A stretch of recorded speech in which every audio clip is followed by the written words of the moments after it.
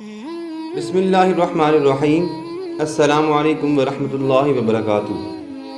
سبق آموز واقعے کے ساتھ آپ کی خدمت میں حاضر ہیں حضرت فضیل بن عیاض رضی اللہ تعالی عنہ اور خلیفہ ہارون الرشید کا ایک سبق آموز واقعہ۔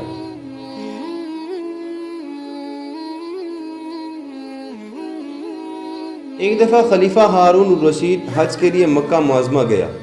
مینا میں قیام کی پہلی رات تھی۔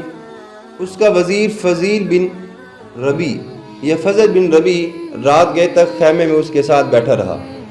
پھر ہارون سے اجازت لے کر اپنے خیمے میں چلا گیا اور خوب راحت کے مزے لینے لگا۔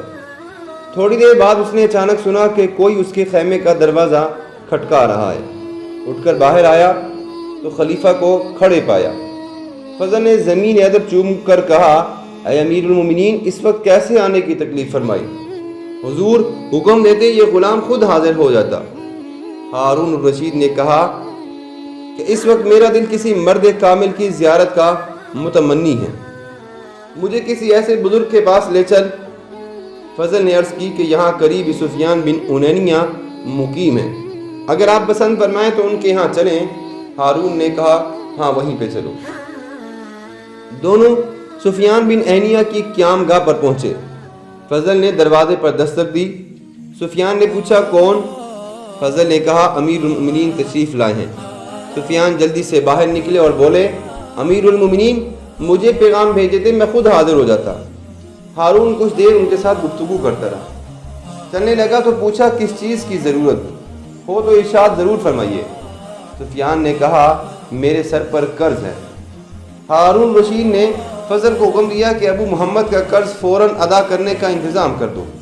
پھر دونوں وہاں سے چل پڑے۔ اثناء راہ میں ہارون الرشید نے فضل سے کہا، میرے دل کا اطمینان حاصل نہیں ہوا، کسی دوسرے مرد خدا کے پاس چلو۔ فضل نے کہا، اے امیر المومنین، فلاں جگہ پہ محدث عبدالرزاق بن حمام بن نافع الحمیری الصنعانی قیام پذیر ہیں۔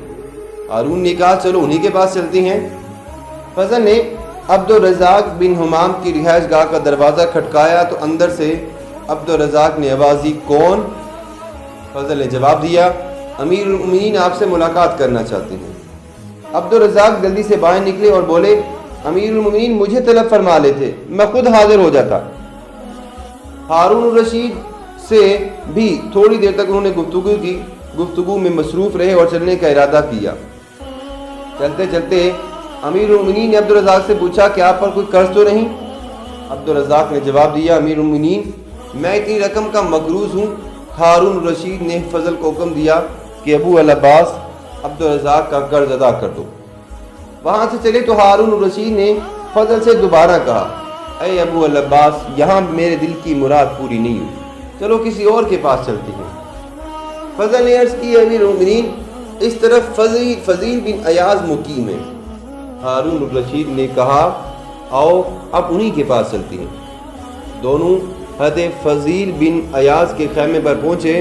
اس وقت وہ نماز پڑھ رہے تھے۔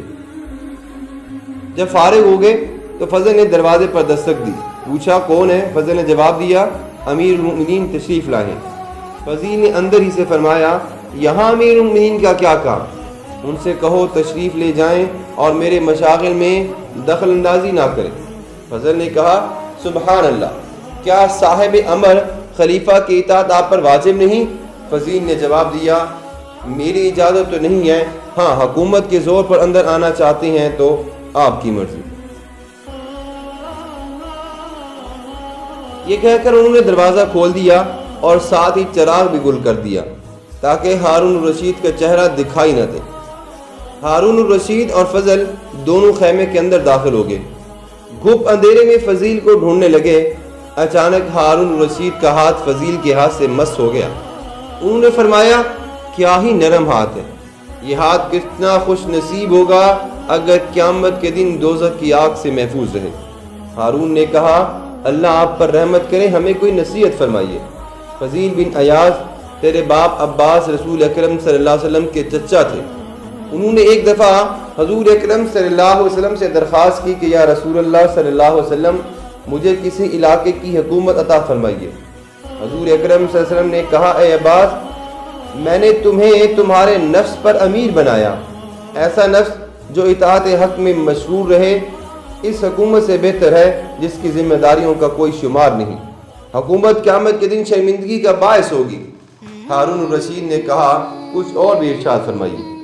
فضیل بن ایاز امیر المومنین عمر بن عبدالعزیز جب مسند خلافت پر بیٹھے تو انہوں نے رجا بنت حیات، سالم بن عبداللہ اور محمد بن کعب القرظی کو بلا بھیجا اور ان سے کہا کہ میں آزمائش میں ڈال دیا گیا ہوں، مجھے کوئی مشورہ دو۔ اے ہارون الرشید، ذرا اپنے گریبان میں منہ ڈال کر دیکھو، عمر بن عبدالعزیز نے تو خلافت کو آزمائش خیال کیا، لیکن تم اور تمہارے ساتھی سے نعمت سمجھ کر اس پر ٹوٹ پڑتے ہیں۔ اب سنو کہ عمر بن عبدالعزیز کو سالم بن عبداللہ نے کیا جواب دیا۔